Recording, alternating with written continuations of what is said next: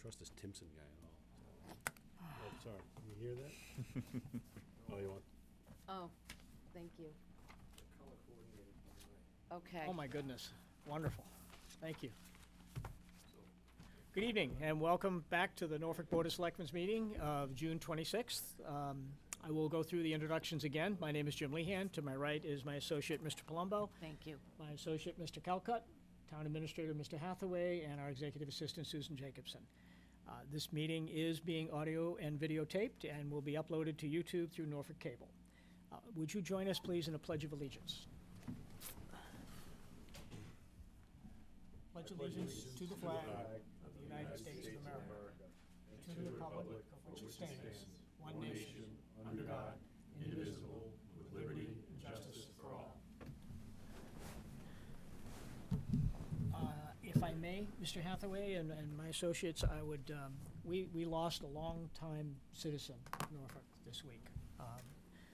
Richard Connors, Richard and Nancy have been intricately involved in the town of Norfolk for probably 50 years. Richard passed away this week, and he was probably, if anyone knows our senior center, Richard is probably the reason we have that senior center. Very dedicated and impassioned person for the town of Norfolk, and his loss will be deeply felt by a number of people here in town. So if you would just join me briefly in one brief moment of silence in memory of Richard, I would appreciate it.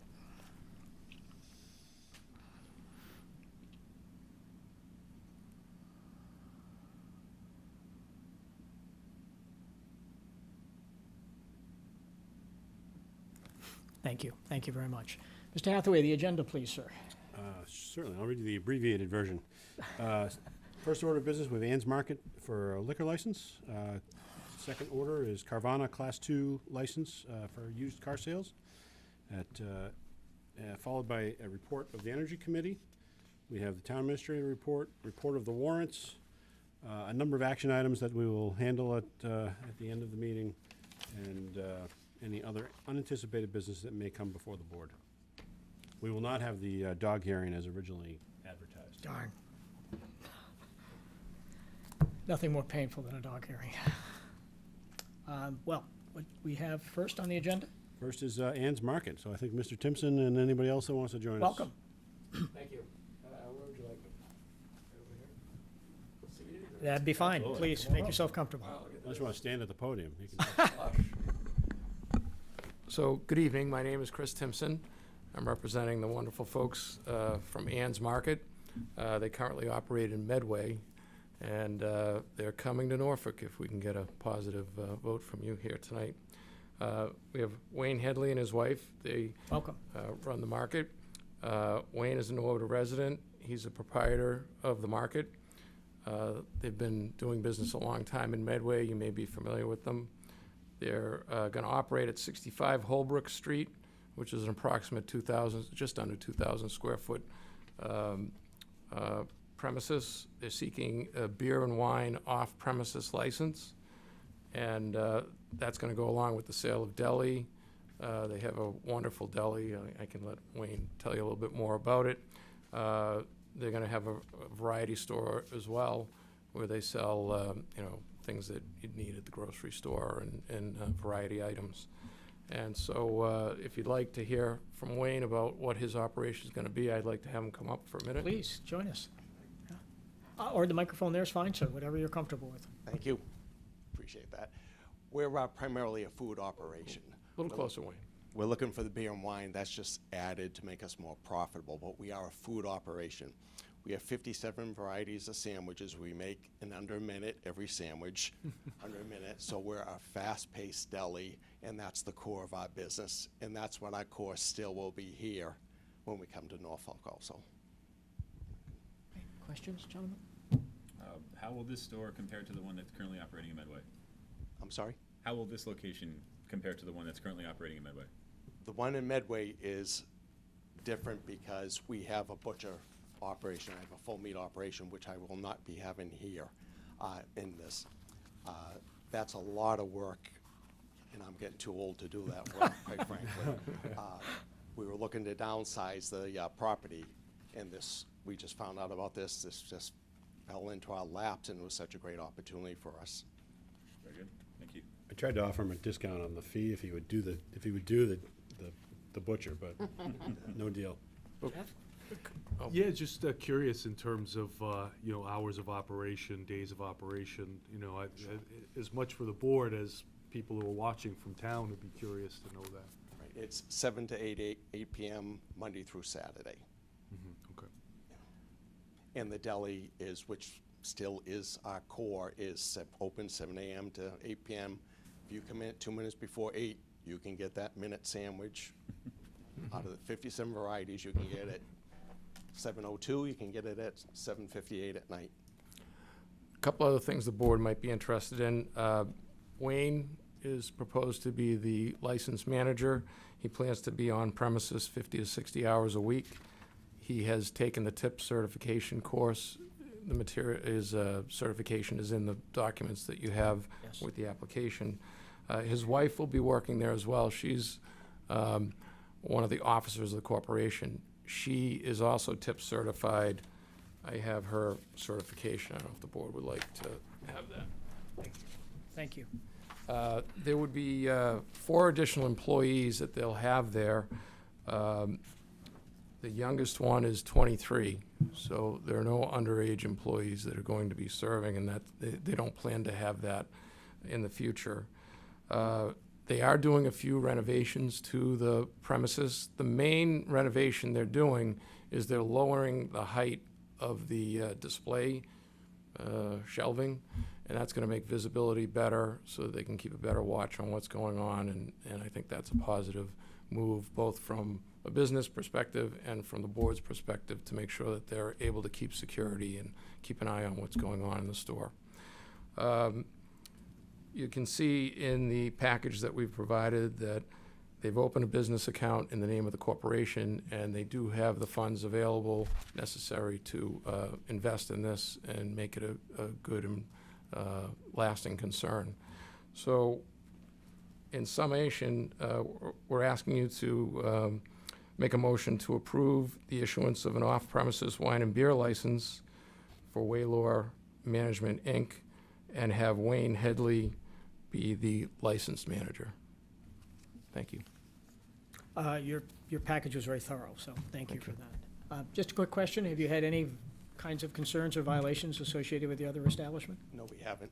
None. No, none whatsoever. Any other questions, gentlemen? I don't mind.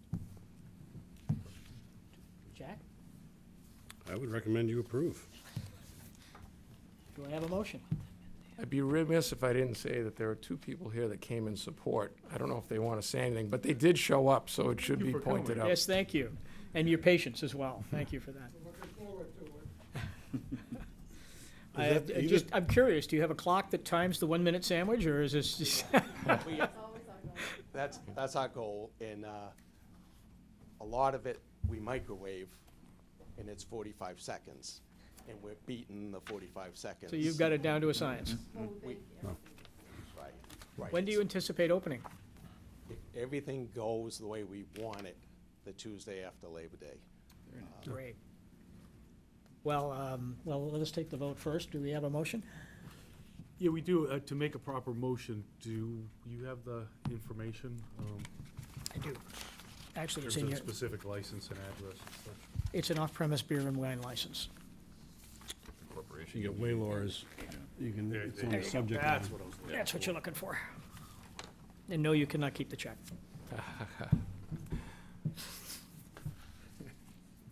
There's nothing else on here. Okay, there it is, there it is. Company name. I see it now, I see. Okay, motion to approve the Class A liquor license for Waylor Management to operate out of property on Holbrook Street. Do we have a second? Second. Further discussion? Just Hearing none? 65 Holbrook Street, just for, As So amended. Any further discussion? All in favor? Aye. Aye. We're thrilled to have you. Do we need, We're thrilled do to we have need a you. motion to appoint him as the manager? Wayne as the manager? you can do that. We can, if you, If we could, I Sure. think that would be good. I'd appreciate it. would you make such a motion, sir? Yes, motion to appoint Wayne, last name? Headley? Wayne Headley as manager for Waylor Management. Thank you. And he is the holder of the license? Yes, correct. Second? Further discussion? All in favor? Aye. Aye. We wish you the best of success. Absolutely. Yeah, welcome Yeah. to town. Thank you I for can't all. wait to see the 1-minute sandwich. You will have three of us lined up the day after Labor Day. So 3 of us is 3 minutes, so you can't do 3 sandwiches in 1 minute, can you? We're thrilled to have you. We wish you the best. You're welcome. We'll get you the license and, Good luck. Yes, thank you again for your patience. sure, thank you, sir. Nice to see you again. Thank you. Wonderful to see an old friend. How are you? Chairman, members of the board, welcome. Nice to see you. You all know Ed Cannon. Ted? Ed? On behalf of Carvana, I'm here with Lisa Gage from Carvana. Welcome. Thank you for having very me. much. We're here to ask the board for a Class 2 license, which is used car sales. What's written on the agenda is very comprehensive. Carvana will be doing very little of that, actually. But I won't get into too much of that. I can ask Lisa. So to tell you a little bit of Carvana, who is sort of a national company that has created a new way to buy, or to sell used cars. And Lisa, you can tell me a little bit. I have a USB presentation if you're available. If not, I can just If you tell give me you 1 about minute, I it. can, why don't you? Actually, I'd love to see it. I was very curious about this, so. Yeah, fascinating. Yeah, I have heard about it, but I don't know much about it. The commercials are just, I don't know if you've seen any commercials. I You have. have. I have seen it, yes. Yeah. Could I ask a favor, and it's just me, in that too many years of having coaches yell at me in a hockey rink, if you could speak up, I'd appreciate it. Sorry, Thank you. sir. Move this chair. The microphone, by the way, is for cable. It's not for us. It's for folks at home on Right. cable, so that would be helpful. Yeah. Thank you.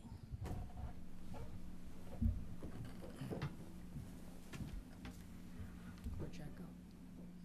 He went to get something to be able to do this. Ted, how have you been? Good, how are you? Nice to see you. I thought your talk Memorial Day was outstanding.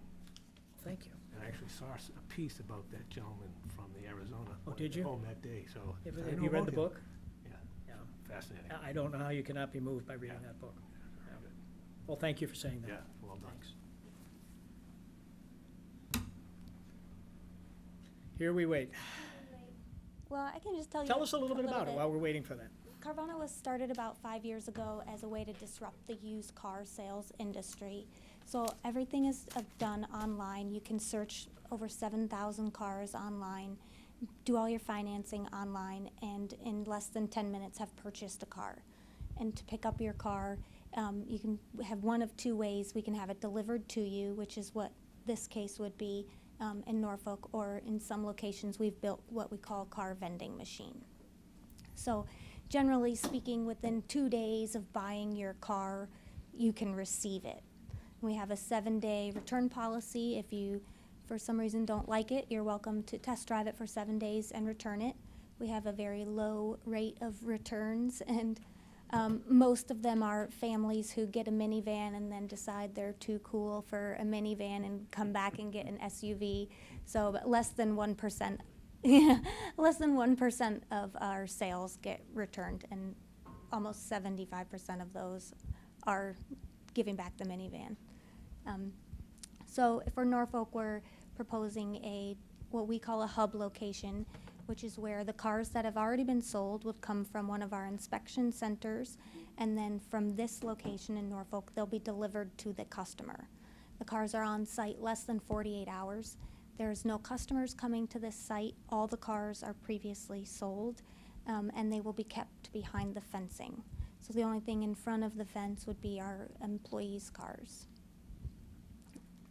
And we're not proposing any signage because we do not want to draw customers to this location. Is there a clicker?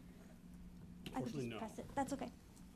So we went over a lot of this stuff and just what Carvana is and how to buy your car. We have a patented 360-degree photo technology where you pull up a car, you can rotate it 360 degrees and see the whole thing. You can also enter the car and do a 360-degree rotation of the interior.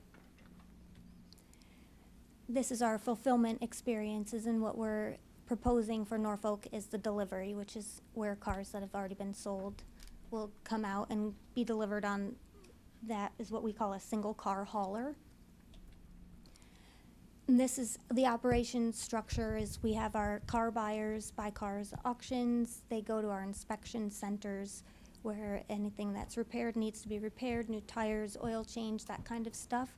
They stay at the inspection center until they're sold. Once they're sold, they're delivered to the nearest delivery hub, and from there they get delivered out to the customer. This is just a little bit of background about Carvana and where we were in January of last year. And this is where we are currently. We just opened our 12th vending machine in Tempe, Arizona, which is where our headquarters is, so that was exciting. The official opening was last Wednesday. And this is just a little bit about our customer satisfaction. Over 17,000 reviews. 95% would recommend us to a friend. This is our location, 269 Dedham Street. And that's it. This is a picture of the vending machine. If you picked up your car at the vending machine, you get a token and it goes in there and your car vends down, but that's it. Where do you get your inventory? It's all car auctions, rental cars or leaseback cars, and we have a whole team of people that purchase about 70 cars an hour online, and the things that they go through are Is this a incredible. franchise? It's not a franchise. It's a publicly traded company. It went public last April 28th of 2017.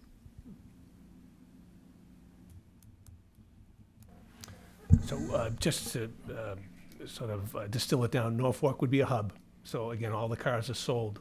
The only thing that would take place in Norfolk, if you would think about the last month or so, when you would park your car shiny in the morning and come out with it coated in yellow in the afternoon, they would sort of buff it up before they would deliver. That would really be all they would do. And so they would come with the single car haulers, and that would be it. They don't want a sign out front. They don't want customers coming there. You buy them on your phone now, and they just have the employees delivering them. That's it. So it's really a great opportunity for the town to have a national company here paying. They don't own the site; they would pay rent, but it certainly fortifies that area of town. It's where Mitch's Repair is. It's long been sort of a tough spot in town, and this would sort of stabilize that and allow the landlord to sort of who's invested in that property to really sort of It's a perfect location, Yeah. much is for sure. Yes, Make great it use is of it. perfect How many for us. vehicles do you foresee being there at any point in time? I would say at most about 30. Okay. The cars will come in on a 9-car hauler. There might be 2 of those coming in a day. And then the cars will rotate within 2 days. They're off of the site. So, but yeah, say at most 30. Our inventory would all be held behind the fence, so really no more than what would fit behind the fence. And we're working with the building commissioner. There's going to be very little change to the site itself. There's a huge fence there now to hide the inventory, which is a requirement. There'll be just employee parking out front, but there'll be very little made use of the facility. Some small office just to have a men's room, ladies' room, a small break room, and that's about it. So a computer terminal where they can, receive the instructions for where to deliver. And so very little will be done to the property, other than, removing the vehicles that are there now. So sort of removing those and then keeping the inventory in back. So we're looking forward to making this happen for the town. Questions? I had the unique opportunity to listen to the whole presentation on the planning board before, so we've well vetted out most of our questions and concerns, and once we got over the disappointment of not getting a 8-story tall plexiglass neon car vending machine. Yeah, I can put in a good word for you if that's what you're looking for. Well, that would certainly stand out down It there. sure would. It sure would. It does Yes. surpass our height requirements, but other than that. Yes, variance. we'd be looking for a variance. We would be back before the planning board for that. Well, if you can get an enthusiastic response from that antagonistic group of planning board members, then really, things are really, that's kidding, but, yeah, that's, so, No, this is great. all right. So I entertain a motion? I was just gonna ask, maybe Ted has thought about what provisions you'd want on the license. I mean, obviously, you've said keep the cars behind the fence, employee cars in front. I don't know if there needs to be anything else. I'm just, It's at the pleasure of the board. I don't know if you can, hours of operation, Lisa, The cars are delivered on by appointment only. Generally, that would be maybe at earliest 7 a.m. to maybe 9 p.m., but it really just does depend on when those appointments are. So there's not going to be like a steady traffic in and out at a certain time of day. It's going to be sporadic. Some people get their cars delivered to their work, so it would be like lunchtime. Sometimes they get them at home, but it just depends. So a delivery 7 days a week, deliveries are 7 days a week. okay. And say between the hours of 7 a.m., 9 p.m. Yeah. So if we could have that leeway on the license, that would be great. We all comfortable with that? Absolutely. Okay. Do I have a motion? I'll look to you, sir. Let me give because you Kevin had the More honors, extended having presentation. vetted this project And here in the vetted it planning well. board. And you may include the 8-story Limited building if you'd like. documentation in front of me as well. So I move that we grant a Class 2 license to Carvana to operate, to buy, sell, and exchange or assemble secondhand motor vehicles or parts thereof. What was the address again? 269 Dedham Street. At 269 Dedham Street. Second. Further discussion? Hearing none, all in favor? Aye. Aye. Welcome. Thank you very much. We're excited to be here. This is a productive evening for our board. We never get to approve 2 businesses into Wow. Norfolk in a given night. This is Well, a thrill. I'm glad that we could be a part of it. So, Thank you for glad to having have you. us. Good luck. Thank you. Be able to buy a car over lunch now that day after Labor Day. Thank you. Have a great Nice to see you. Nice to see you, Ted. Have a nice summer. Want to bring the lights back up, Coach? thanks to my good work, we're back on schedule. Oh, you want your? Yeah, if I could. How did I end up with 3 pens? Is one of these yours? Nope. Oh, well. 3 pens and no glasses. And sort of watch out, you're gonna snap those in half too. I might very well. Yeah. Are you local? I'm not. I came out here from. And it's been a reasonably peaceful day. Why am I snapping Successful. things? I don't know. 15 minutes. Yesterday I could have understood. I've done it in less. Thank you very much. Appreciate your time. Good Thank night. you. Thank you. Good night. You guys don't have a PowerPoint presentation. I saw an ad for that the other day. It was- Good. Boy, Oh, sorry. I would buy a car that way, but that's just me. It's not the generation they're going after, unfortunately. I'd rather go in and see it, drive it, touch it, feel it. It's the way it is now. I've had to sit there in a car dealership with 2 screaming kids before for 6 hours. My daughter bought one, bought a little sports car off of eBay out of Indiana. Buying more cars than I do. I wouldn't have done that. Anyway, all right. Seeing as you've done masterful work in getting us close to back on schedule, Well, I was on schedule until you guys started talking.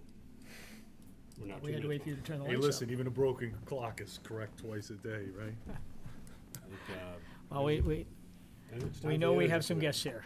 The Energy Committee. Andy, how are you, sir? You are our spokesman this evening? Until my jaw gets stiff. How are you, Andy? So, Dental work. You're all welcome. Please, come on up. You feeling some numbness? Or you, stiffness. So, How's your summer going? busy. Good. Well, that's a good thing. Let's see. Welcome. I think you know everybody. I think we do, yes. Yeah, just share that microphone then. But for folks at home, it might not be a bad thing to introduce yourselves. Okay, Andy Vakanowski. And Larry Sullivan. Jim. Jim Wilkinson. Harry Schweikhofer. And so, Welcome. and we're still looking for members if there are interested people as well. Going back to the original topics of discussion that I think I gave Sue back before town meeting, I think we've had some progress in some of those, so we can either eliminate or reduce those. I think the most important thing right now is talking about the Green Communities application that we're working on with the Metropolitan Area Planning Commission. We do have a $7,500 grant, plus or minus. We're pulling some stuff together, and Larry's done quite a bit of interfacing with them and learning the ropes, and Rich has been helpful and trying to track down some utility data, which we're slowly getting there, but I think this is probably a good point to sort of take a tangent on that. As part of this exercise, it's very it's a little frustrating to realize that we don't have a single place that we can get all this information from one person. This is utility data. Matt has some stuff. He has utility data that's tracked through that MEI program. Talking with Todd, he has all the accounts, but there's definitely, because they gave me everything they have, there's definitely some overlap and there's some gap there. And I think, in order for us to track our energy reduction over time, it's important that we're going to have to do that. So I think that's going to have to be something that we'll have to talk about in the coming months, hopefully coming weeks, sooner than later. I'm more than happy to pull up old spreadsheets I used to use for tracking invoices on a monthly basis when they're paid, which then in turn roll over to a totalizing spreadsheet. I can give that to the town. It's not a big deal. It just saves time. When bills are paid, it's done. Just to give you an idea, the DOC, it came from the DOC. They have 6 million square feet of office space and buildings and prison cells and stuff like that. One person does this. So, you have to realize how efficient it has become. Originally, it was 3 people, then they went to 2 people, and now one person does it because it's simply that easy to do it.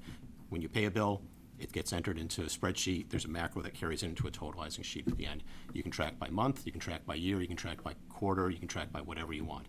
So I can give you that spreadsheet. So I think that will help, and I guess the question is, should that be Todd's? Jack, I'm looking at you. Is that Todd's? No, you talk about, we don't have one person dedicated to doing that, just this. That's why it's Okay. a different operation. So Okay. I'll have to think about that. So I know the schools pay for their own bills essentially. So I think that's part of the problem of trying to streamline this. But if something can be worked out where the macros get copied, we can figure that out. But I think that's going to be critical as we start seeing the expected. Sit down. Yeah. Okay. Todd, Matt, and somebody from the school would be the key people that we can figure it out. Okay. If anybody has thoughts on, an easier way to try and be able to have all this information, not only on utility usage, but also, statistics about buildings, repair costs and stuff like that, that's something that's, that should be looked at. Repair cost is all Matt, so that's. Yeah. So. Yeah, I don't think Matt is the guy, Andy. I don't think he is either. I wouldn't put the responsibility on him either. The fact that this can be done at the level of someone who's accounting and paying bills, yeah, I think that's. I agree with you. Matt is not Matt should do what Matt does best. That's not his expertise. Yeah, so.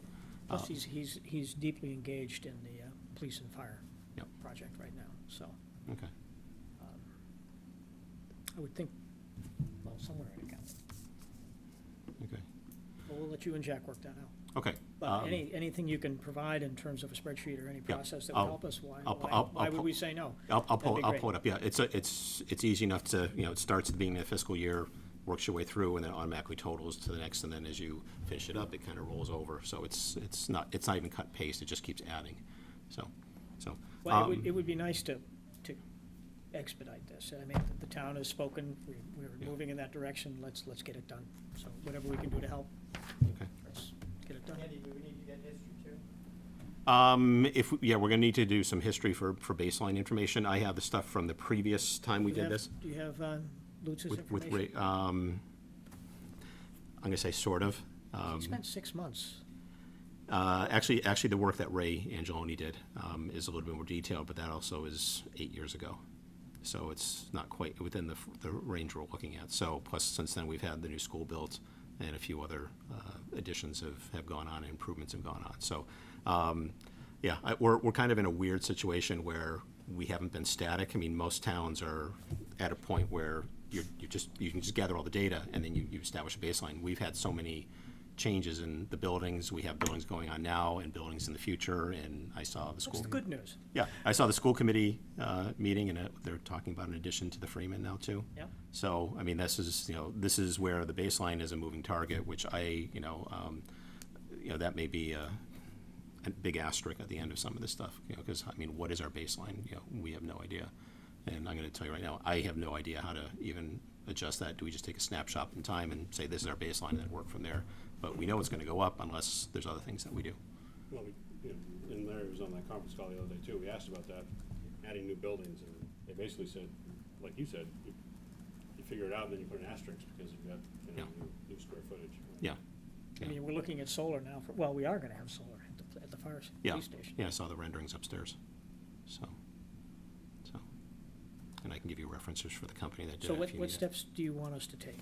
One, establish a process or software that you can provide to us to creating more of a opportunity to create this baseline? Is that what you're I think just to let people know that, the way that they pay a bill is gonna have to include one additional step. I think that's oversimplifying it to a certain degree, but really that's what it is. As a bill is paid, it has to get logged into the spreadsheet. Okay. And I think that's the bottom line of being able to do that.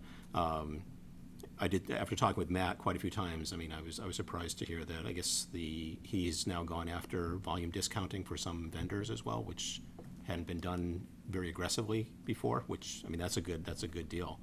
There's Matt's other. been terrific.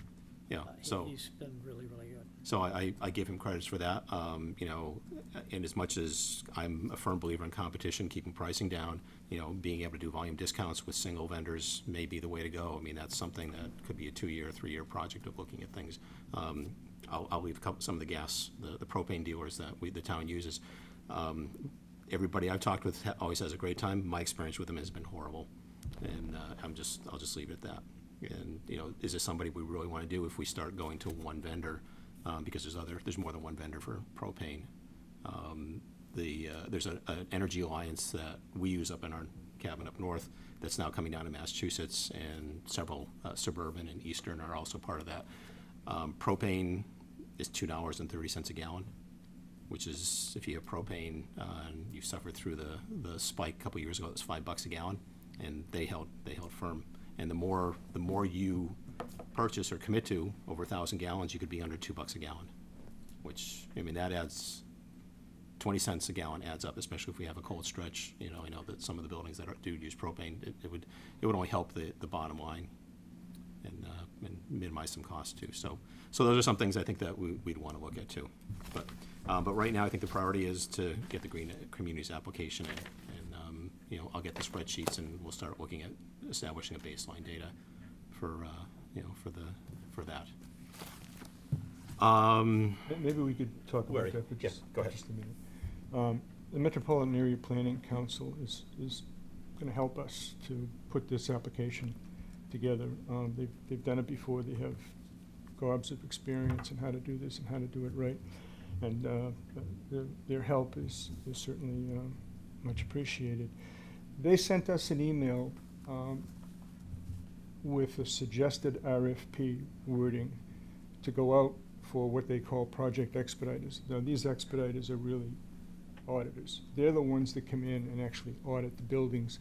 They put the information into what's called the DOER Table 4, which is it's just a table, a spreadsheet that DOER wants us to use when we report this information. So we have gone out to bids with 5 vendors that were approved by National Grid for this type of work. And we're waiting for most of them to get back with us. One of them has gotten back to us, and this particular individual has got an issue with Eversource, and he's asked me to talk to Eversource and make sure that it's okay for them to do work for us in Eversource territory. I'm not sure what the background is behind that, but that's okay.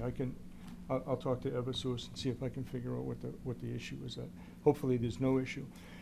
The second one to come back to us said, we've done this before, we know what we're doing, we'd love to help you, but we can't do it for free.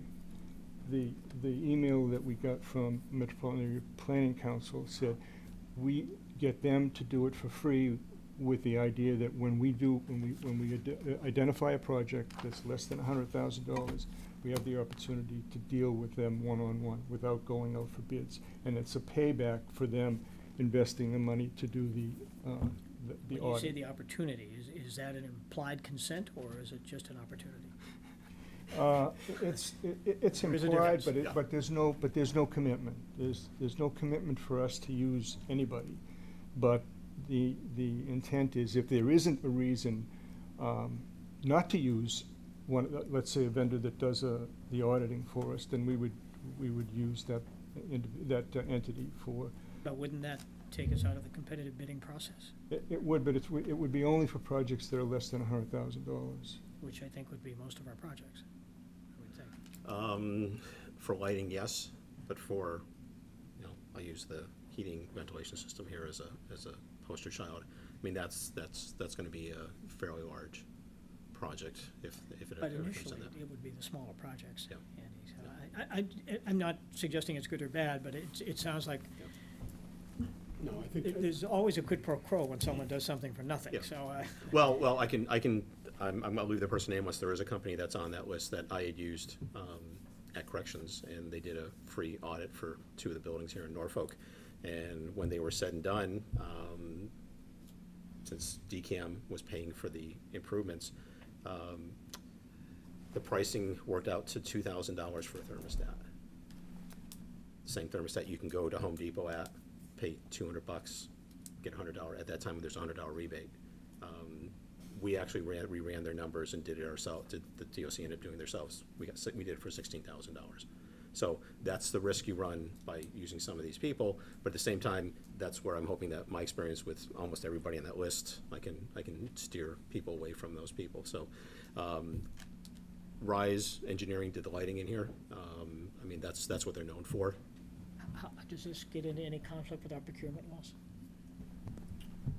no, I think, well, it's a project-by-project basis. You'd have to see which, like Andy said, if you're talking about the heating, replacing a major portion of the heating system, then, yeah, you'd have to bid it. But I think a lot of the ones that would, kind of low-hanging fruit, I mean, that came up in the same conference call that Larry and I were on.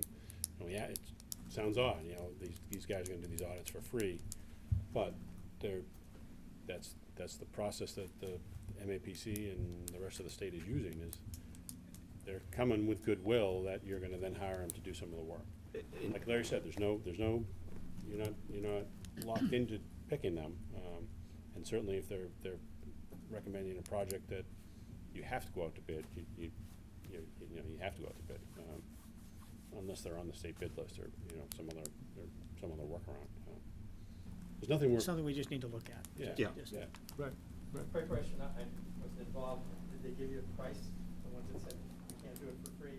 No, What are the no, they did not. They were reacting to the wording of the RFP, where we stated that, the understanding is you'll do this for free, and then we'd look favorably. Did the firm that said they needed to charge you tell you what that fee would be? No. They did not? Oh, I'm sorry, that was your question, okay. Yeah, no. So there are 3 bidders, qualified bidders, that have not responded yet. So I'm hoping that at least one of them will agree to do this gratis. So playing the devil's advocate, if that doesn't pan out, what's our position relative to a fee? And I know it's gotta be dependent on how much the fee is, what are we talking about? But just conceptually, is that something that you folks would be amenable to, if that's the only way we can get one of these guys signed up? Well, I think you kind of answered the question. I think it depends what the fee is. I mean, if it's a reasonable fee, we might even find grant money for something like this. I mean, who knows? I'm a little uncomfortable, and just speaking for me, not for anyone else, I'm just a little uncomfortable with sort of the quid pro quo kind of understanding. Yep.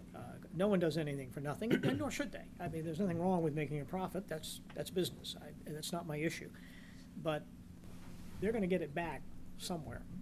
And, so I'm almost more inclined to at least explore, again, speaking only for me, to explore the front end as to what it would cost us to get that done, and then have the freedom of, or the flexibility, if you will, of competitively pricing out whatever projects there may be before us. You also have more control if you're paying them something. Absolutely It- right. Well, yeah. well, let me do this. With the one bidder that came back and said, we'd love to help you, and we have plenty of experience, but we won't, we can't do it for no fee. Let me go back to them and ask Yeah, them. see what they say. In the meantime, hopefully the other three bidders will come in and we can take a look at, Yeah. at what they say, and then, Other opinions?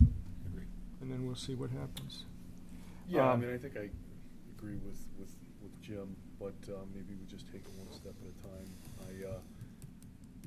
When you get into a relationship with one of the contractors, you could get into timing issues in terms of when they can do the work, when we need them to do the work, and I just don't know if that's gonna create additional challenges. Well, we've if asked you them have when was the earliest date that they could start once we release them, so we have asked that question, so. Yeah. And the one bidder that has responded said, in a week, you tell us to go, and then in a week they can start, so that's.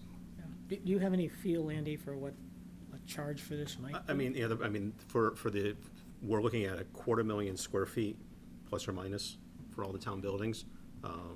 That includes the old town hall too, which obviously, that's nothing. This building, the lighting has already been done. No need to revisit that unless you want to start looking at the hallway lights, which weren't changed over, because those are still fluorescents. The library has had some LED work done as well. So that's, the lighting is the low-hanging fruit that's already been addressed in town.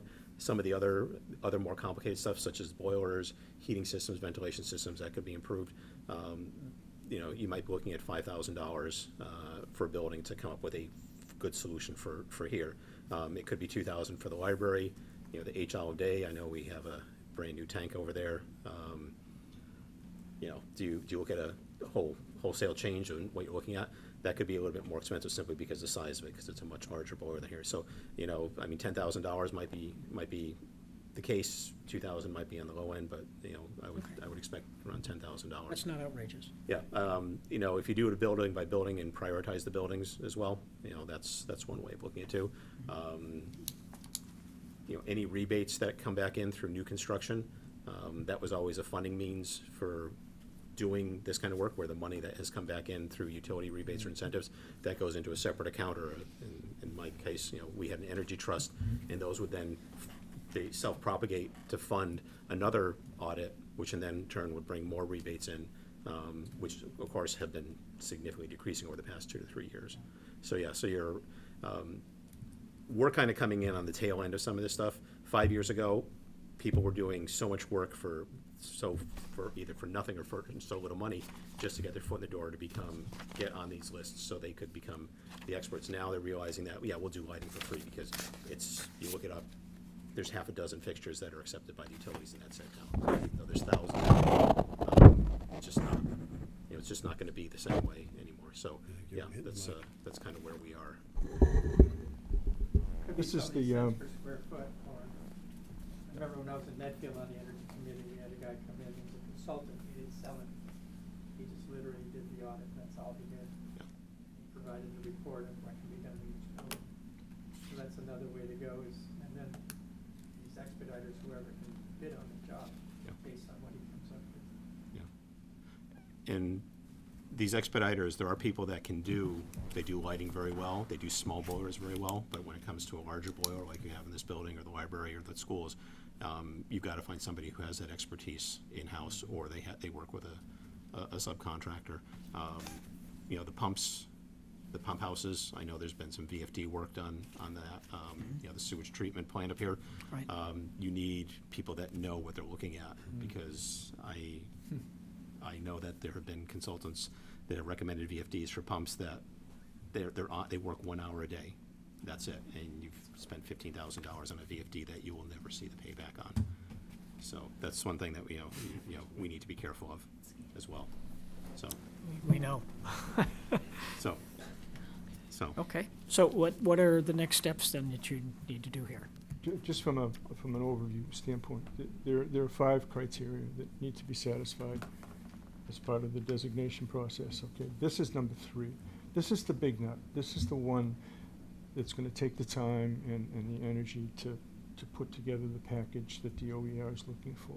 Yeah, it's the one we've had The other difficulty with. 4 are either or done or almost done. They're really done for all intents and purposes, yeah. Yeah.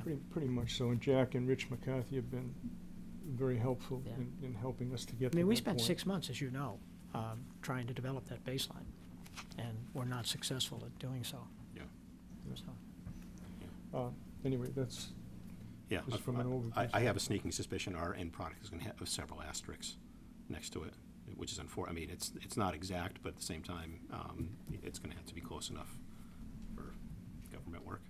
Sorry for the pun, but. close so, enough for government work. Okay.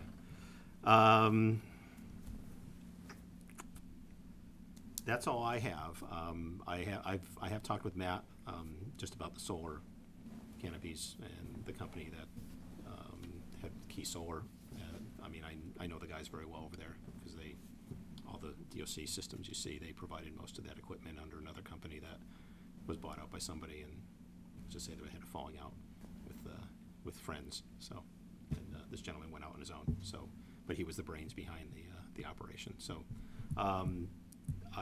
if everything that Matt has told me is true, that's a good deal, and I do have to. I believe it is. Matt's pretty thorough about that, yeah. So, It is a good deal.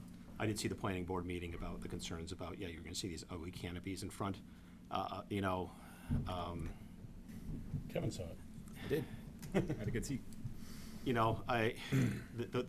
way we get our energy nowadays, you have to rethink. I mean, you're not gonna, if you have a good architect, you have a good designer, they can hide some of that stuff, but realistically, that industrial look of basically a carport that serves the function of more than just being a carport, I just need to tell people they need to just realize the benefit you're getting from it. I will never question the wisdom of another board, but to me, if that goes through as we hope, Yeah.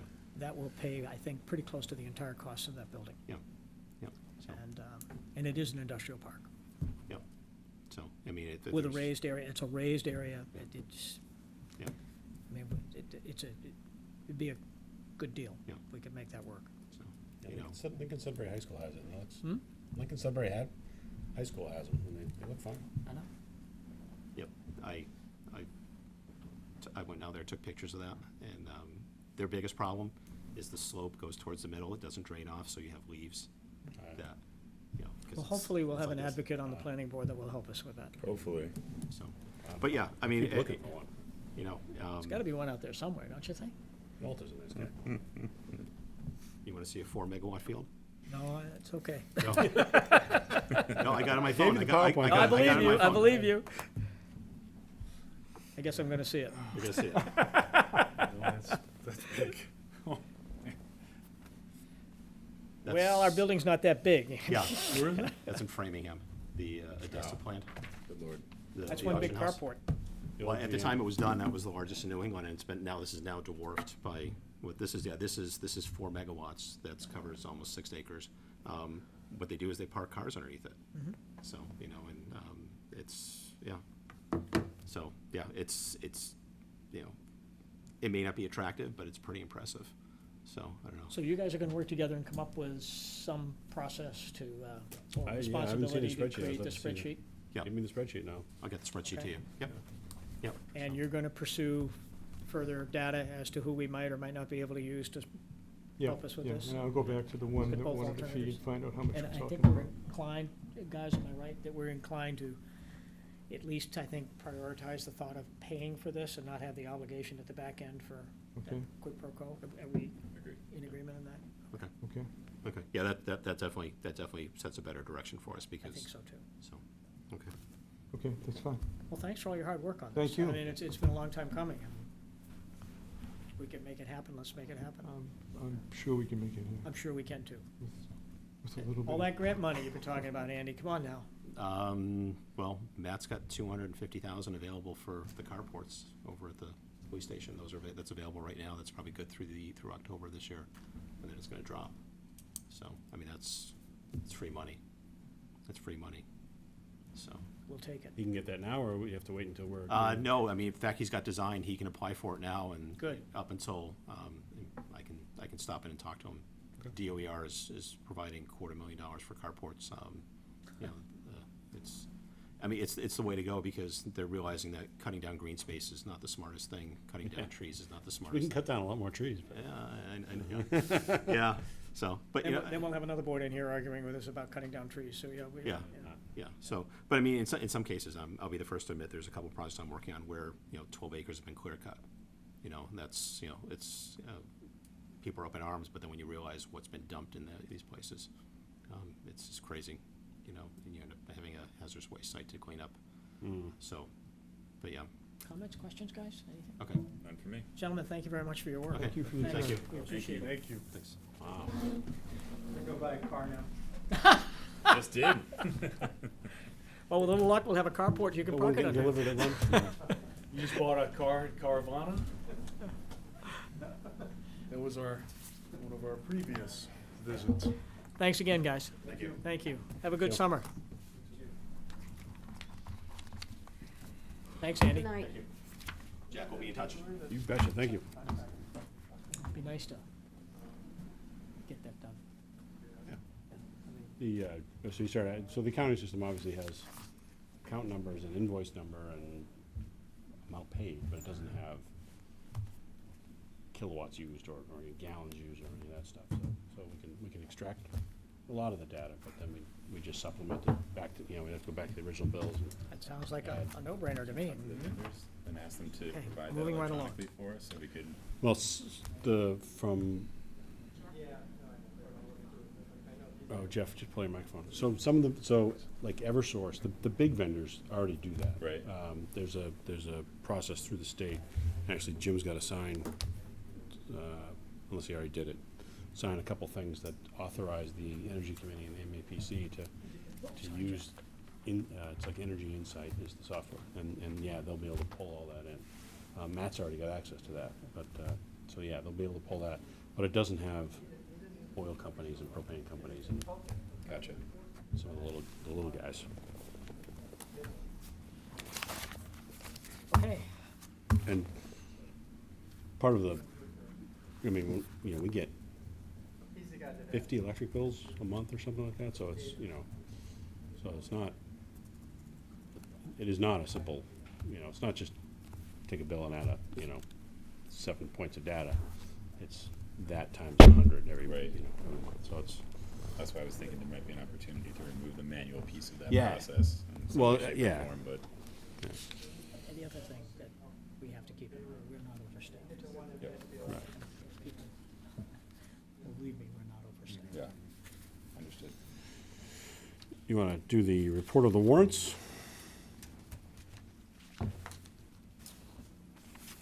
I have signed most of those. I have not signed the June ones. I signed Okay. some of those, yeah. You've all signed some from this batch. Yeah. Well, I will move to approve the signing of the warrant as of 5/25/18. Have a second? Second. All in favor? Aye. And who signed the 29? Actually, I did. I signed the 29. I move to approve 5/29/18. Second. All in favor? Aye. Aye.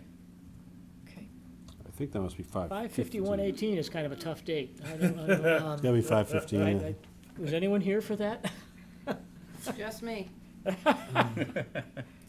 That is probably also 525 because that's a vendor one. The other one was this. You can tell by the P versus the V, payroll versus vendor. So it's probably also 525.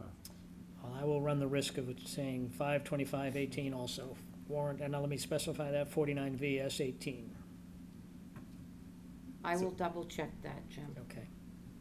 Second. All in favor? Aye. Okay, you gentlemen got the next ones. Whoever signed them. June 5th What is week all. were you gone, Jim? I was gone for all of the remaining signatures. I signed one set. You want me to take these, Kevin? Yeah, go ahead, take the 5s and maybe I'll do the 8. Yeah. 12. I move to approve warrants dated June 5th, 2018. And there's 3 designations, 49V18, 49VE18, and 49VSA18. I'll second. All in favor? Aye. I move to approve the warrant dated 6/8/18. Second? Discussion, all in favor? Aye. And I move to approve the warrant dated 6/12/18. Second. All in favor? Aye. Thanks, guys. I think we approved Carvana's car license faster than that. Yeah, me too. She probably sold yours, by the way. As they say, if it pleases the chair, so be it. Wow.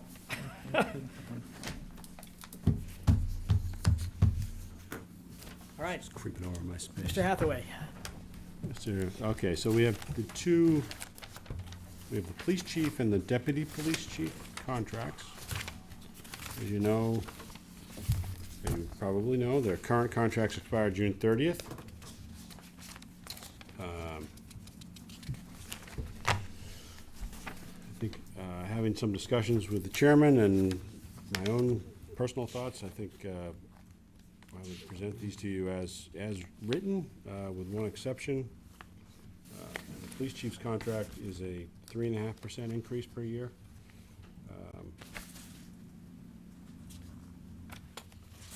And then he did ask for a change in the longevity schedule, which is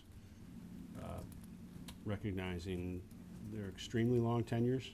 So they're asking for $100 per year to be recognized for their tenure. Right, so it's about double of what the rest of the employees receive. And then the other thing that Chief Stone had proposed was an increase to, an annual increase of 1% to his incentive pay. And I think having some discussions with the chairman, and I would like to suggest that you strike that's number 10. Well, just the last part where it says, "but starting." Correct, but starting in FY19 shall Right. increase 1% Strike each that year. comment. Yep, I agree with that. But everything after that. There's a note, because Chief Stone this contract goes beyond the age of 65. The town is no longer, he does not accrue any retirement benefits past age 65. And therefore, the town is not responsible for paying into the Norfolk County retirement system past age 65. So there is some benefit. And Jack, I congratulate you on the sick pay buyout component. We have a sick pay buyout component in our contracts. Basically, it's an unfunded obligation, and if people retire and we get them in any volume, it can be a substantial amount of money. So what Jack negotiated here was basically paying this out over a 5-year period, which makes it more of a budgeted item for us, that we can anticipate the cost, and we don't get hit with that big sum, which we have had in the past. That becomes a budgetary problem. So I'm glad that Chuck agreed to that. That's a good thing for us. That's a good thing. I hate unfunded obligations. Yeah, no, thank you. The sick time buyouts are in all the public safety contracts. They've been there since the beginning of time, as well as the teachers' contracts. They're not in the DPW clerical union or in the non-union personnel, other than the public safety officials. So any other comments on the contract? At what year does Chief Stone hit 65 in the? He's actually already 65, so he Oh. turned 65 in this past September. And then, but the law allowed him to finish it the current fiscal year. So he would have, without that special legislation, he would have had to retire this week, June 30th.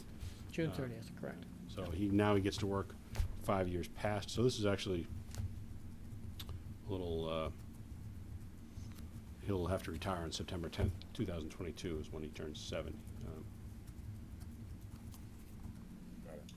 You may be familiar with the fact that this had to go to the state legislature for authorization for employees to continue beyond 65, so I'm not sure Which if they you're did aware of approve.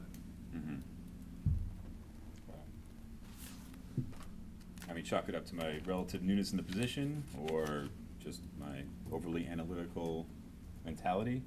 Over the last couple of days, I've been going back and building in with Jack's help, getting some competitive analysis with surrounding towns and seeing how this stacked up against other contracts that are out there. And it seemed to line up relative to, I know everybody has their own situation, but relative to Chief Stone's experience and his tenure. So, it's okay. I agree. His contract is not out of line with other departments, and actually, very few departments have the type of tenure that our police chief has, so. And I would be remiss in not recognizing the fact that Norfolk is ranked one of the safest communities in the state of Massachusetts and in the top 10 in the country. So Yeah, absolutely. that is not by accident, although I think a lot of it has to do with our residents, Absolutely. but it also has a lot It's to a do joint with effort.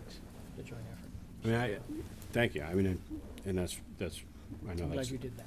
I know that's Capital, directed by to the way. Chuck and John, but I can't say enough things about either one of these gentlemen and the work they do. Obviously, the tenure, Chuck has been with the department over 40 years, with the town over 40 years, with the department, I think it's just over 40. He's been the chief for 24 years. We actually should celebrate his 25th year as chief. I'll have to look that, we talked about that date today, but I forget what that is. And then, and John is, you know, I John think is fantastic. he's about 36 years or so. If you look at his sleeve, they have those bars on there, and each bar is for 5 years, and Chuck's got 8, John's got 7. So John's been here over 35 years. It's And not as noticeable on Chuck because his arms are longer. yeah, his arms are 7 feet long. But they both, you know, as far as managing the department, you know, we have seen very few. They manage, you know, their staff effectively. You know, we don't see grievances coming this way. We don't see, you know, salary, you know, we don't see requests for funding mid-year, like, you know, we do with some other departments and certainly other police departments in other towns. I can't see. remember. I cannot remember. I don't believe there has been one during my I tenure. cannot remember a single mid-season Yeah. request for funding for the police department. Chuck makes it work, and the two of them work very well together. Chuck is, they have some different skills. John is very detail-orientated and is a law junkie. Chuck is a manager and administrator, and the two of them work very well together. It'll be, John is on the, you know, John wants to see the building built. I'm not sure how much longer he'll be here after the building is. He's been threatening to retire for a couple of years. He's talked about it for a long time, and he deserves to be able to retire. He will be missed when that happens. But anyway, I just wanted to throw my 2 cents in that, you know, I think we negotiated fair contracts here, but these two gentlemen definitely deserve it. The work they have given to the town for a very long time. And they still do it at a very high level of proficiency. Good? Jeff? No? Kevin? Anything else? Let's take them one at a time. Let's start with Chief. Do I have a motion? Motion to approve the police chief employment agreement. Do you have a date on this, Jack? Be effective July. 7/1/18, effective 7/1/18. Right. For effectivity July 1st, 2018. Second. Can I offer a friendly Sure. amendment, just to also reflect the deletion of that line in section 10? The amendment is accepted and appreciated. So I restate my Got that right. motion. Agreeable? Absolutely. Now we have a motion, it's been seconded. Any further discussion? Seeing none, all in favor? Aye. Aye. John? Move that we approve the employment agreement for deputy chief, effective same 7/1. Second. Discussion? All in favor? Aye. Aye. Please express the board's gratitude for their service. Absolutely. Oh, well. Yeah. Before we leave for the night, we should just sign 3 of them if we can, so. Okay. No, we've got at least 2 there. They've got sets too. There we go. The clerical union contract, we're not gonna bring to closure tonight. We've got some ongoing negotiations, relatively minor in dollar amount, if you will. I think we've agreed on all the key points. We had I'll get right to it. We had a disagreement on the salary schedule, the compensation schedule. We had agreed for a COLA of 1.5%. We've got a historical problem to correct. If somebody had noticed that some of the amounts, they're supposed to, there's columns that show, and there's grades going down in the rows. So you got, somebody who's a grade 13, and then you go across the columns, step 1 to 17 or whatever they are. Between those columns, there's supposed to be a 2.5% increase, and that's their step adjustment. Over time, when they take that whole table and adjust it for whatever that year's specific COLA is, they use an Excel formula and they multiply it by 1.5%. Well, because, step 3 had rounded up and step 4 had rounded down, and then maybe the next year when they did it again, same thing happened, step 3 rounded up and step 4 rounded down. There were some very slight inconsistencies. So you had a 2.6% gap and you had a 2.4% gap. So nothing earth-shattering at the end of the year, but there was discussion between the union and management to clean that up. So we did. Then when the union went and looked at the new FY19 schedule with the 1.5% COLA adjustment, there was concern that going from 18 to 19, we weren't getting that 1.5%. We were now getting 1.38%. And it's like, well, we cleaned up the columns, remember? So that The baseline change. yeah. So that number that was step 13 had rounded up too much over the last couple of years. So we knocked it back down. Conversely, maybe there was one that had rounded down a couple times, so we bumped it up. So there was changes going both ways. It wasn't. At the end of the day, if you have 10 steps, and we have more than that, but if you have 10 steps and they're 2.5% apart, you want them to be 25% apart. And then just how they get dissected, you want to just make them as clean as possible. So anyway, the union, we've pushed it back on them to, I think basically we're just going to stick with the old schedule and live with the 2.38 and the 2.54% change. Well, you can't have it both ways. Yeah, we can't go everybody up 1.5% and also clean up the columns. Doesn't work, So we're gonna have some more. because then it's more than 2.5%. Yeah, we're gonna have some more discussions about that tomorrow. Good luck. It was a frustrating conversation.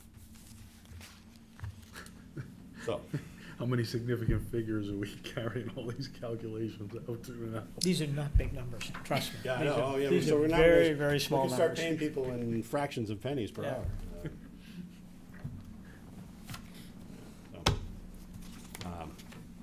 But it was very good, at the end of the day, it was a very good discussion. It was just, the DPW contract, I believe you have it in your packet. Yes. Scott was sad that he was not here today, but he did a lot, and as did Todd. Todd Lindmark and Scott Bragdon have both done a lot of work on both of these contracts.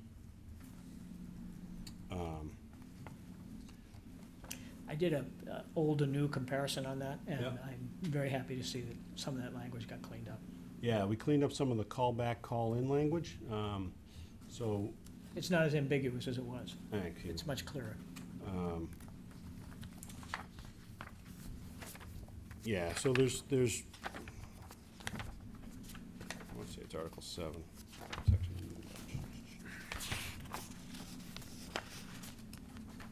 Specifically on the callback part. Yeah, what page is that on? Do you have it? I can look.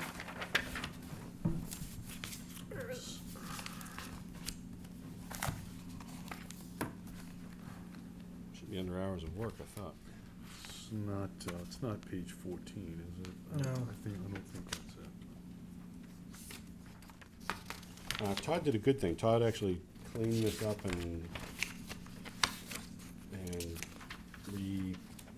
just cleaned it all up. But unfortunately, he's not made it. Oh, there it is. It's page 10.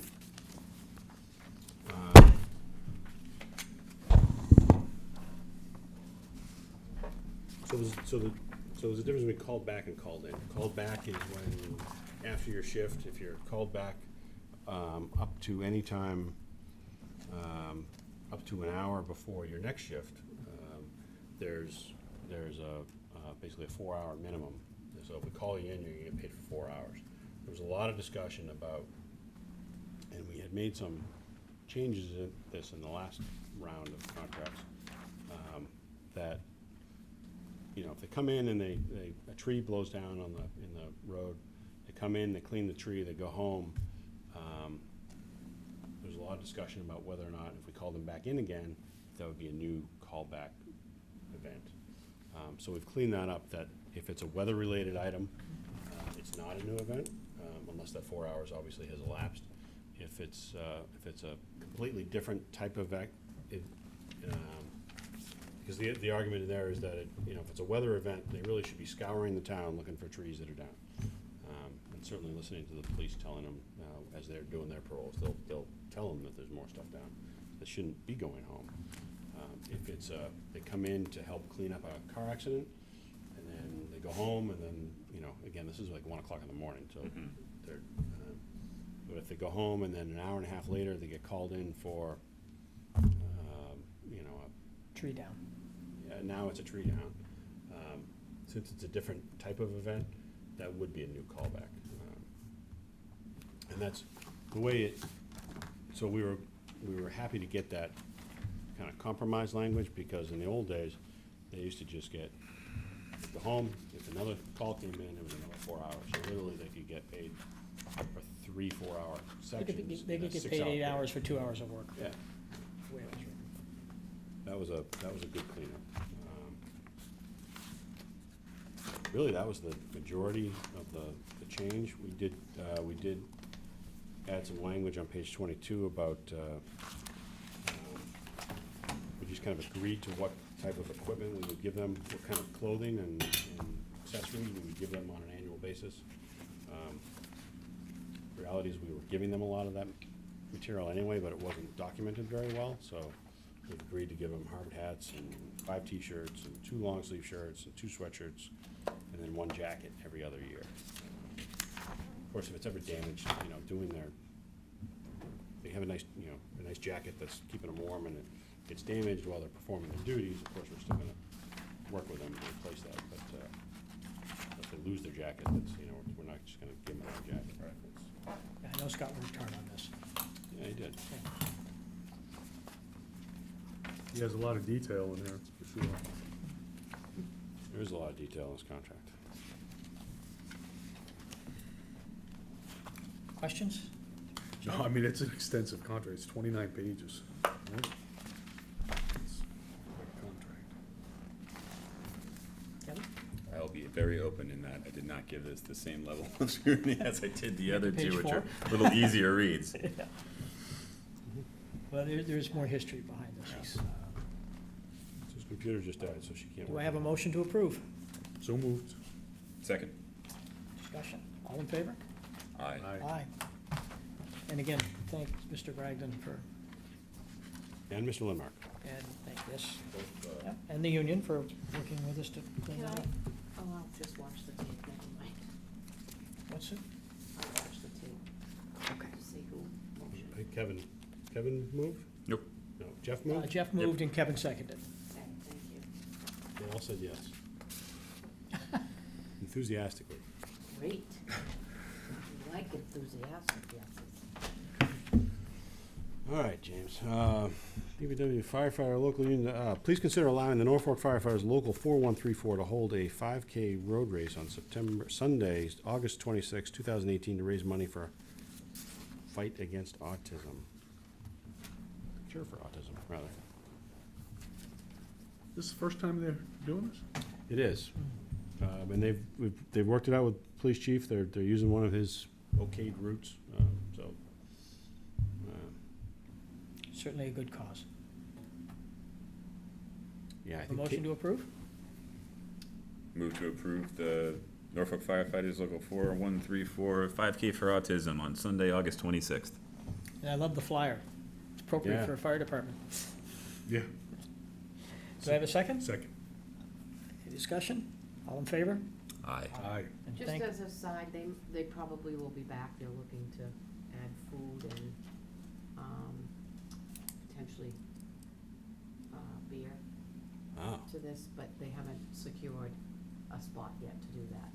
But they did include an We would email certainly that welcome said them they back. may be looking. They may be back. Years on the racing route while you're running the 5K. Anything we can do, yeah. Slows down the times, but.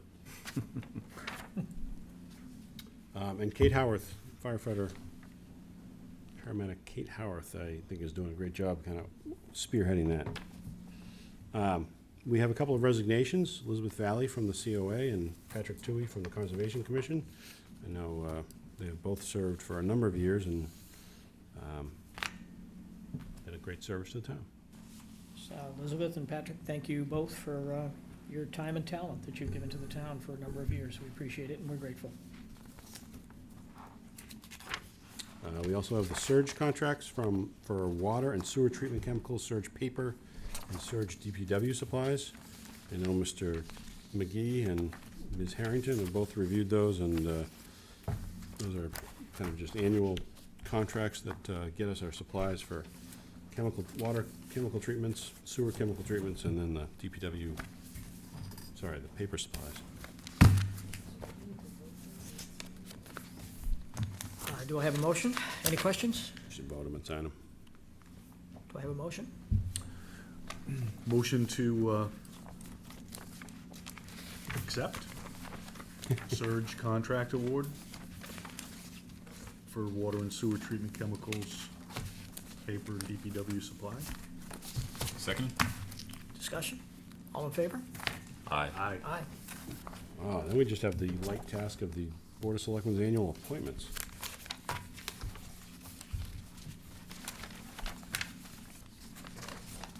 We do have, there's kind of two sections. We have the poll workers from the town clerk. There's one kind of big group that we could do. And then we have your annual appointments for all the variety of committees that are nice.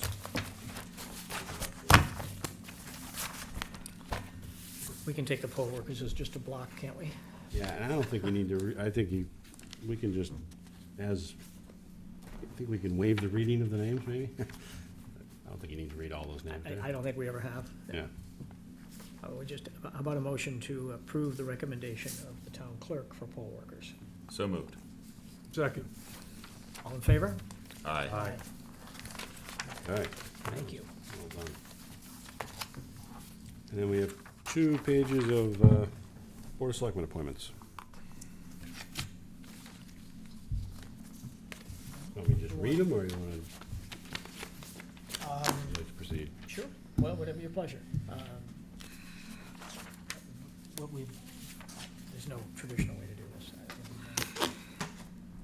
I believe, Kevin, you want to start off? Why don't you take page 1, and Jeff, you take page 2? Do we have to do each one individually, or do I Yes. identify the person, the board? No? Yeah, the board and the person. I think you could have a vote at the, board level, all right? Yeah. Yeah. Yep. Okay. All right, so I Patchkey move. is. Patchkey? Patchkey, thank you. All right, I was trying to help you. I appreciate that. Please continue to do so.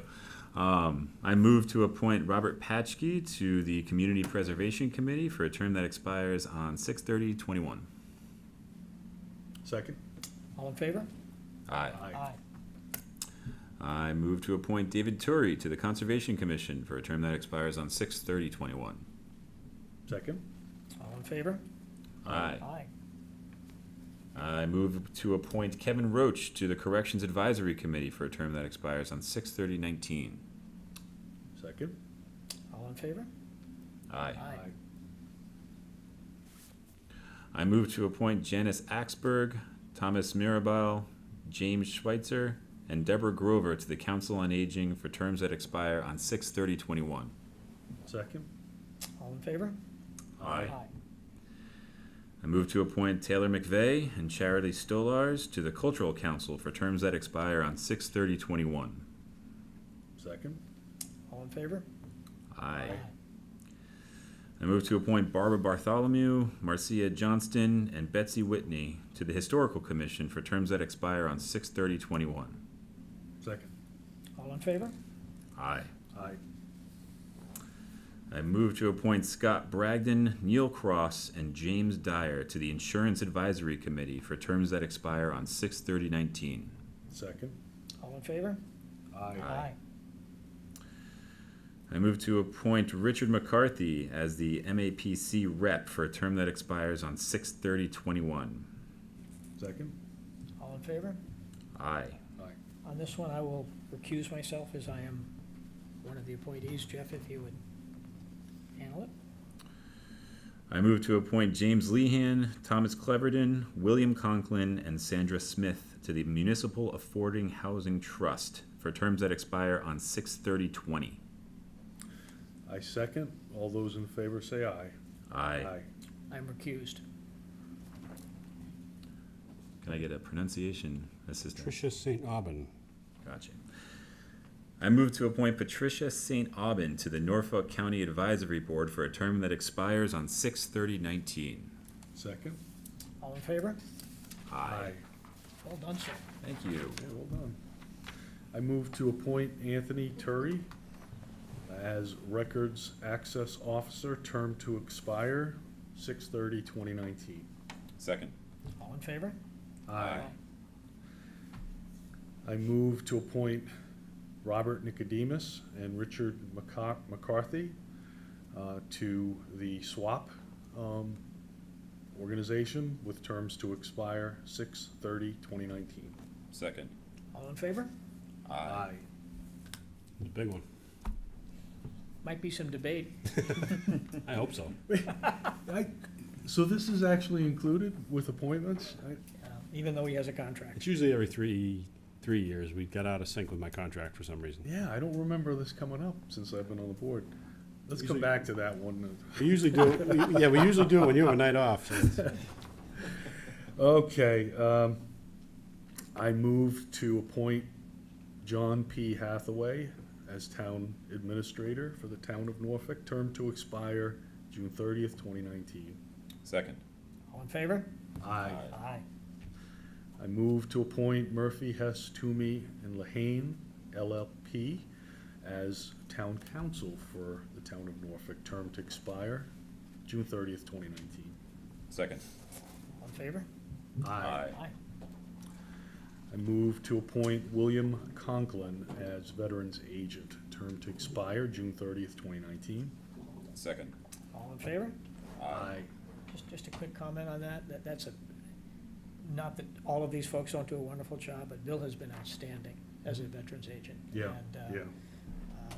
If, people don't understand that if mistakes are made here, they're very costly to the town, very costly. And he has done a phenomenal job at making sure that the government, if you will, outside of the town is appropriately funding these obligations. So he's doing terrific. Yeah, he does a lot, he gives them a lot of help. Yep. The veterans. And I don't mean that at the expense of all of the other folks, but that's a No, out of he's- sight, he- out of mind position that no one really Yeah. even knows we have. Yeah, And sure, a it's lot of tough, work. He does a great job. situations that he has to contend with. I move to appoint Devin Howe as member of the Zoning Board of Appeals, term to expire June 30th, 2023. Second. All in favor? Aye. Aye. I move to appoint the following associate members to the Zoning Board of Appeals: Robert Luciano and Medora Champagne, terms to expire June 30th, 2019. Second. All in favor? Aye. Aye. And last but not least, I move to appoint the following individuals to the Zoning Working Committee: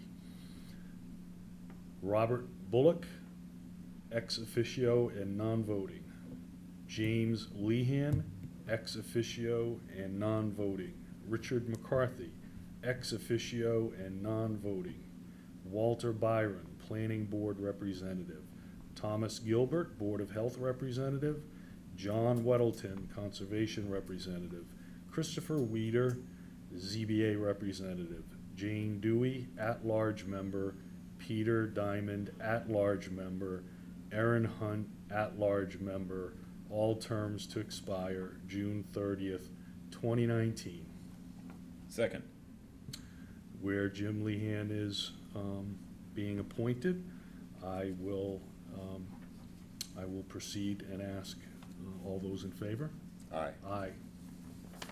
Recused. Thank you, gentlemen. And thank you for everybody on this list.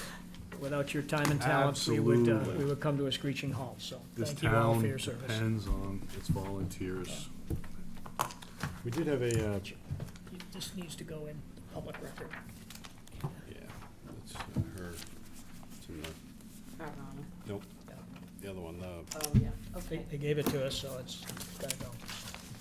we did have one resignation from the Public Safety Building Committee. It was Mike Judici. I do have a volunteer who was interested in being part of that committee, but Todd Lindmark. But you can either think about that tonight or, Well, there was a suggestion brought forward yeah.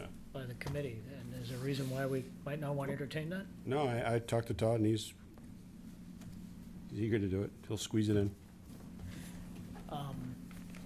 Well, I'll make the motion. I would like to appoint Todd Lindmark to the Public Safety Building Committee. Todd is, his financial expertise is quite helpful in this. I think his legal expertise helps too. And he's a lawyer, that's true. But he would be a good resource for us. He's done a lot of work for us anyway, but I think having him on the committee and participating in the meetings would be helpful. The gentleman that was on before, due to some personal conflicts, has really not been able to participate. So, appreciate his time. He did a wonderful job on the public schools. Mike did a great job on the Freeman Kennedy School. He was on that building committee and did yeoman's task. He paid his dues. And the expiration for that would just be when the project is done. It doesn't have a. Yeah. So I will make that motion. Do I have a second? Second? Any discussion? Everybody okay with it? Yep. All in favor? Aye. I did, Careful for what you asked, Todd. I know. I think it's in your packet, received just some information from the clerk. I think through conversations with Ton. So, I think we may want to go sit down with the clerk and just have I know you had some goals you wanted to accomplish, and I think she's got some reservations. I'm not sure if you already had some conversations, but. Nope, not with her. Good. Sure. If we sat down. It was just a memo that she put together, I think probably, I'm assuming got from the AG or one of the other boards, just expressing some concerns about posting to social media and just things we've talked about before, so I don't think, she heard about what we were starting to think about doing and it's just wants to make sure we're doing it right, that's all, I guess. to kind of close the circle on what we're talking about, it was more tied into the opportunities that we were exploring for increasing engagement with the community by utilizing some of these platforms. And we included that in some of our goals for the next year. Yeah, Nothing ChatGPT. obviously is definitive yet, but I've been talking to Don Tron. about some of the opportunities that we have to accomplish some of those things in a preliminary fashion before we brought it before the board as a whole. So we'll make sure to loop in Carol to that process as well. Let's try to get everybody's comments into Jack by the 10th for goals. Kevin's given me Well, his I have- comments. And I've seen yours, and very thorough, Some of thank you the for that. more senior members have been reluctant, or, You have mine. I may have put them at the bottom of my pile then, I Oh, apologize. that's nothing new.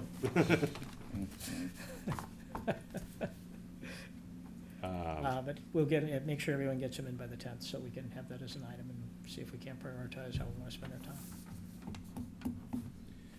time. I had a couple other quick things. This Thursday, I believe at 11 o'clock, we're doing the DEP has scheduled the walk at the Lawrence Street Bridge project. This is regarding the request for DEP to have a superseding order of conditions. So DEP will walk the site. They'll be there with the people who are requesting the superseding appeal. Obviously, we'll be there as well. I'm technically the applicant, so I'll be there. And as will some of our land use folks and the engineers explaining the project. So, yes, sir. Don't you think that, well, I don't know. I'm inclined to think that we should leave this to the Well, they, Conservation Board. to the what? Leave it to conservation. Oh, okay, right. Well, I was It's just, just, I I wasn't, mean- The whole issue is sensitive enough, yeah. you know, that sometimes presence of other boards that are not involved specifically in the issue that they're looking at isn't always serving everyone's best interest. I mean, if one of you wants to go, I mean, there's certainly no rule against it, but I think we just need to, again, maybe let it to take its course. So that's up to you. What time is it on Thursday? 11 o'clock. I believe 11 o'clock. I can confirm that for you if you're. Are you inclined to go? Nope. Neither am I. So you're making sure you're not gonna be there at 11 o'clock? Scheduling. You inclined to go?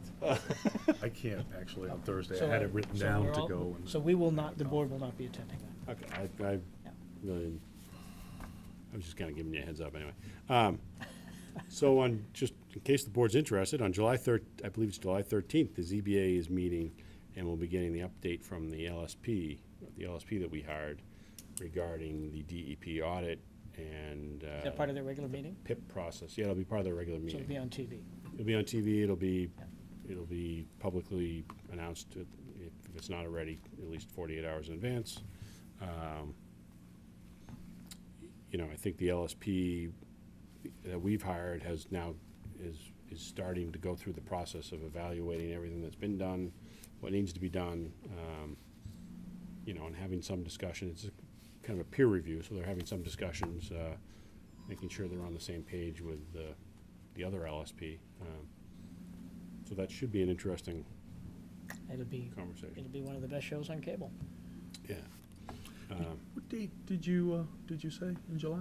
I thought July 13th, but I That's may, a Friday. well, that's not the right date. So I think it's that week, though. I Yeah. can, The 11th? Yeah, the 9th is Monday Make that it- week. They meet Wednesdays, don't they usually? The 11th is So it's probably the Wednesday. 11th. We're meeting the 10th.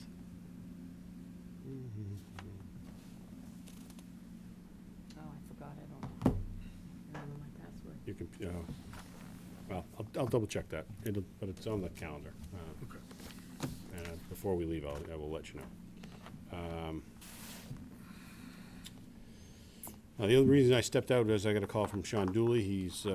We're both been kind of working with Mass Works to make sure that we're just communicating with them the timeline of what's going on with the Lawrence Street project in relation to the grants that we've received. And the good news so far is MassWorks is still holding at, we're technically supposed to start spending the money in fiscal 18, but they're. This is the big bill, this is the big grant. This is actually both of them. Well, Is the- no, is- you're right, it's just MassWorks, the MassWorks just the big one. 1.8. Yeah. So they understand that there's a process that we're going through, they're used to that. This is not their first rodeo. And part of the delay had been that DOT, who they're part of, had given us some comments on the bridge that they had to incorporate into the bid, so. But anyway, so far, we're trying to keep that funding, so So that. we're on hold in terms of engineering considerations until this conservation issue is resolved. Well, yes and no. I mean, we're out to bid right now. But we can't award a bid, I don't believe, can we, under these conditions? Well, according to our attorney, we technically could, and then we could start work at our own risk. And there's not a lot of risk because they're just talking about, this is the way I interpreted it from her in a very brief conversation. So we're not intending to start at our own risk. So just let me say that to start the conversation. But she did say that we could, one option would be to start the work at our own risk, because really what the appeal is about is the mitigation of any impacts to the wetlands, and there would just have to possibly It's primarily on the causeway, isn't it, as yeah, opposed and to the there bridge? would possibly be more mitigation that would have to be done. But having said that, there's no intent to begin work in the middle of an appeal, but Okay. we could. That's the big things I have. I think the hearing we'll have was just a kind of scheduling conflict, so we're going to do that dog hearing on the at our next meeting, and then one of our old dogs has come up to be might be a bit of an issue. We have somebody who was ordered to have a fence, and the fence has disappeared. So on Noon Hill, so I've sent him a certified letter, and Is the dog still there? the dog is licensed, and nobody's seen the dog, but the dog was licensed just in the past 'Cause couple of I months. thought the son was from Rhode Island and was considering taking the dog.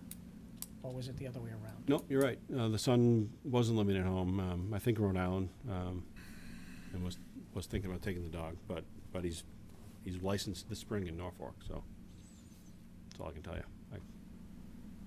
So I've asked him to give me a call and try and and if he still has the dog, assuming he does, asked him to have Hillary and me inspect the fence.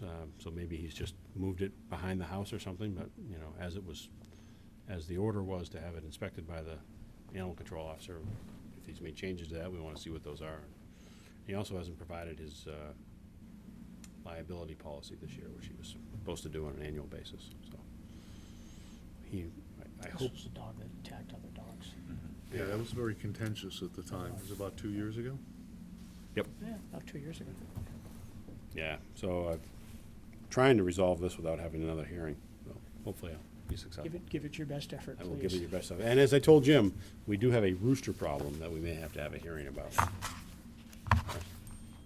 Unfortunately, the bylaws don't allow me to handle that problem, so Is it a dangerous rooster? it's an obnoxious, A noisy rooster. Apparently, allegedly, it's a noisy rooster. Allegedly.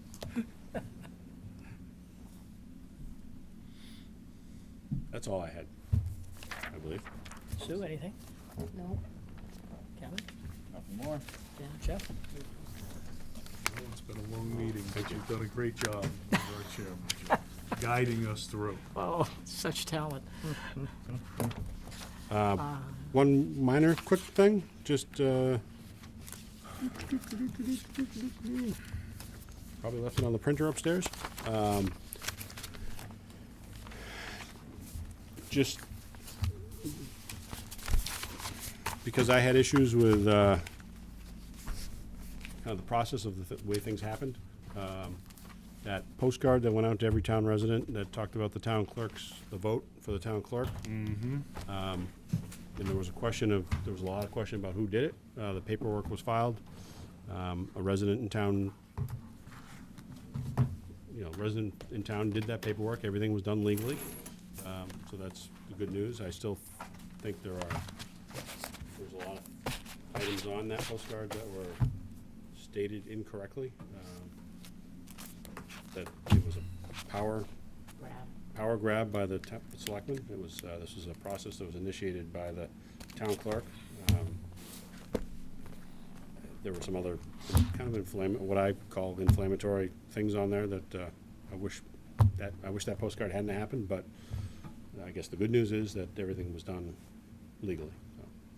So, but we were happy to receive that paperwork, and because if the paperwork hadn't been done, then it would have been illegal. But one individual can send out apparently a ballot, a postcard about a local ballot without having to identify who the sender is on the postcard. So is that protected information in terms of who the individual is? It is not. It's part of the public record at this point.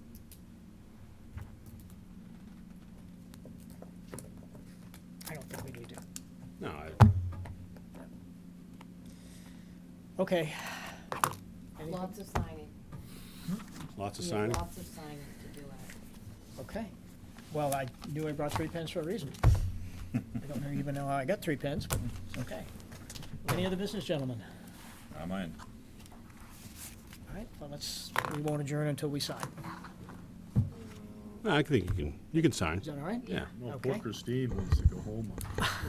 Donna. Donna, All right, did you? seeing no other business? All right, do I have a motion to adjourn? So moved. Second. All in favor? Aye. Aye. Thank you very much for joining us this evening. Most importantly, I hope everyone has a safe and joyful summer. And we will convene again on July 10th. Gentlemen, thank you. Thank you. Thank you, Jim.